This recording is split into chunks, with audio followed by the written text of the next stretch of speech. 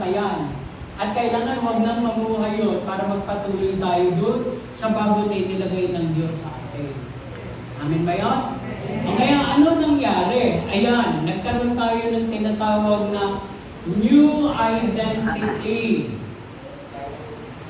Hindi ka na identified ngayon sa luma mong pagkatao.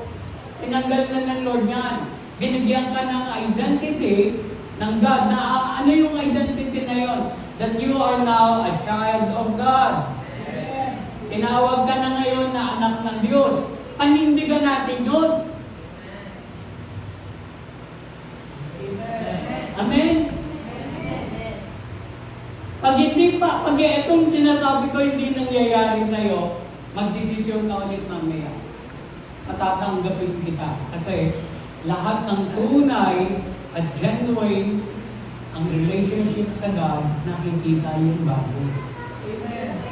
Naaalis yung luma. Dahan-dahan dinidil yung luma. Dahan-dahan pinababago sa Lord yung luma. Amen? At ang pinabubuhay na yung bago. Ngayon, meron kang new identity. Anong ibig sabihin ng new identity? Yung luma mong pagkatao, hindi ka na i-identify doon. At i-identify ka na bilang anak ng Diyos. Amen? May bago ka ng anyo. May bago ka ng buhay. At ikaw ngayon ay tinawag na anak na ng Diyos. Ito yan. Minsan, tayo ay naging anak din ng kalaban. Realidad po yun. Amen? Na lahat ng dikta ng kalaban, sunod tayo ng sunod. Ngayon, wala na siyang pakialam. Dapat ang dikta ng Diyos na ang nasusunod ngayon sa atin. Amen? Amen. Amen. Number 1, tingnan natin.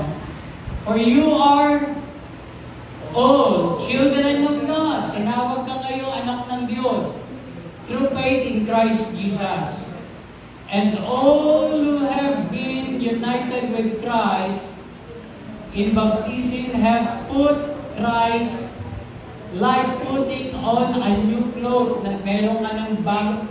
Parang yung luma mong suot na marumi na, tinanggal na yan at pinalitan na ng bago.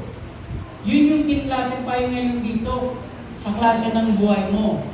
There is no longer Jew or Gentile,